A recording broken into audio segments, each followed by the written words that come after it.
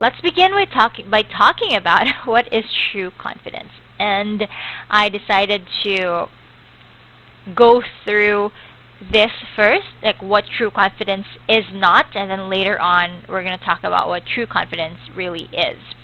True confidence is not only a feeling that is fleeting, that you feel confident now and then tomorrow you don't feel confident anymore, then that is not true confidence.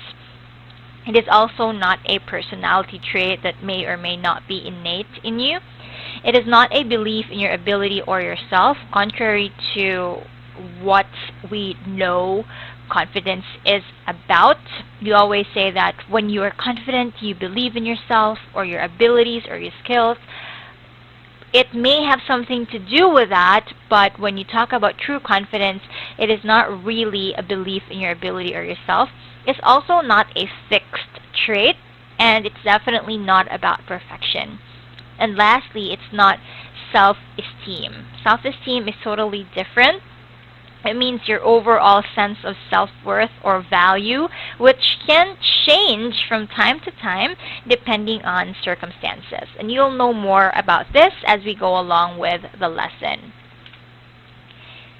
I'd like you to remember that if confidence is improved by success and diminished by failure, then that is called self-esteem. Meaning that if you only feel confident when you experience success or a certain level of success, and you don't feel confident anymore when you fail at something, then that is not true confidence.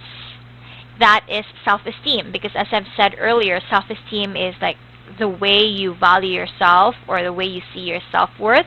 And most of the time when we achieve a certain level of success, you feel more valuable because you've achieved something. But then when you fail or you get rejected, that's when your belief in yourself or your, the way you view or you value yourself will change.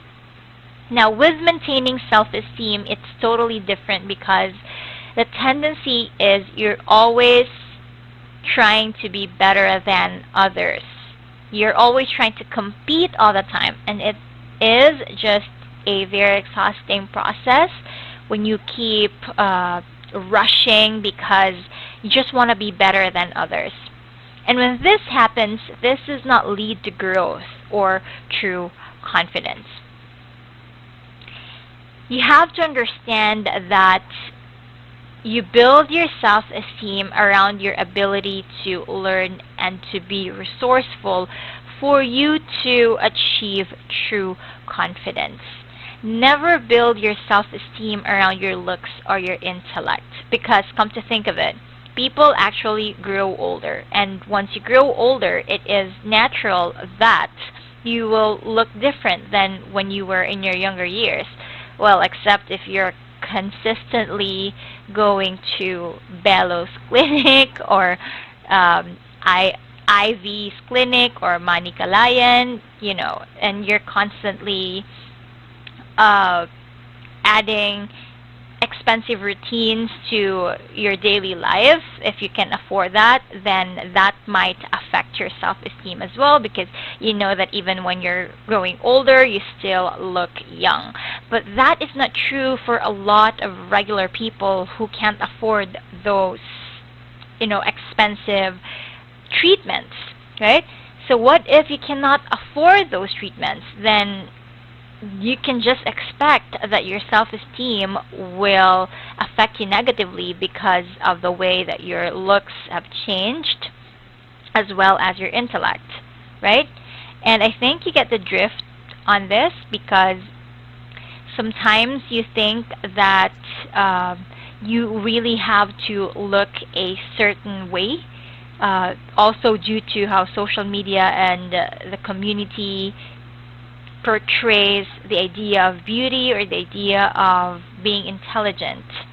And sometimes people will buy that idea just to increase or boost their self-esteem, just to feel good or better about themselves. So again, at this point, I'd like you to think that you have to build your self-esteem around your ability to learn and to be resourceful, and not on how you look, or not your physical appearance, and not even whether you're smart or not, or whether you know something or you don't know something.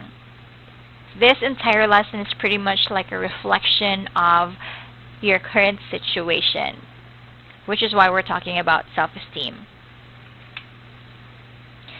Now, talking about what true confidence is, I've come up with the following based on the definitions of what true confidence is not. So true confidence is a skill that can be developed and strengthened. So remember, earlier I mentioned true confidence is not a personality trait, because you have to actually think of it as a skill. And when you have a skill, it is something that you can improve on. That means that you can actually improve your confidence. You can strengthen it and you can develop it. True confidence is also your willingness to try. It is having the trust that you can figure things out. I love this part because as I've grown in the industry, I have learned to believe that everything is figure-outable, quote unquote. Like, even if you don't know how to do one thing today, but you really need to do it, then by tomorrow, if you're really committed, you will find ways to figure them out. True confidence is also your willingness to act, or having the trust that even if you fail, you still learn. And last but not the least, it is your ability to keep learning until you figure things out. So, going back to the definitions of what true confidence is not, remember that it's not a fixed trait, because again, you can always grow your confidence. You can always develop it, which is why this entire lesson is all about how to develop true confidence. So I hope you keep this in mind as we go along in this lesson. For you to be able to understand how to develop or grow your confidence, we have what we call the Confidence-Competency Loop. Like, everything is just really going around in circles, and sometimes you might not even notice it. So first is this. You try to do something. Okay, you try to do something here. You either succeed or you fail. But whatever happens, whether you succeed or you fail, you still learn. And when you have true confidence, you accept that when you succeed or you fail, you learn. Even if you succeed or you fail, you still go through the same loop, which is to try again. For example, if you failed at something, you try again. If you succeeded at something, you still try to do new things because you want to improve yourself. You want to improve your competency in a certain aspect. So as you can see, you are going through this loop, right? And then going to this part, you try something, and while doing so, you are learning. And while you're learning, you're building your skills. You never stop learning, right? You never stop learning in your lifetime. That's part of who you are.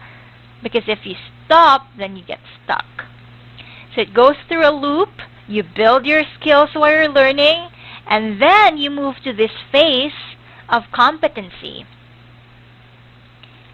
For competency, you learn something, right? You build your skills, and if you do that again and again and again, when you keep doing something, you get better at it, and that develops your competency. So for example, you want to be better at baking. If you do it again and again and again, you will you will get it right. So this loop is what you'll follow. And once you become better, you increase your competency level, you increase your ability to bake, or your skill in baking, or whatever aspect of life you want to improve on. That is when you develop true confidence here. Do you see what I mean now? It goes through a loop. It's not just a fixed personality trait that you can tell yourself, I'm confident, I'm not confident. No, it's not. It is something that you go through in your lifetime. Alright? So how? How do you actually go through this seamlessly and truly be able to say that you have true confidence, or you're slowly developing true confidence? There are several ways to develop true confidence, and we're going to talk about 3 in this lesson. The first one is the growth mindset, and second is competence tools, and the third one is overcoming fear.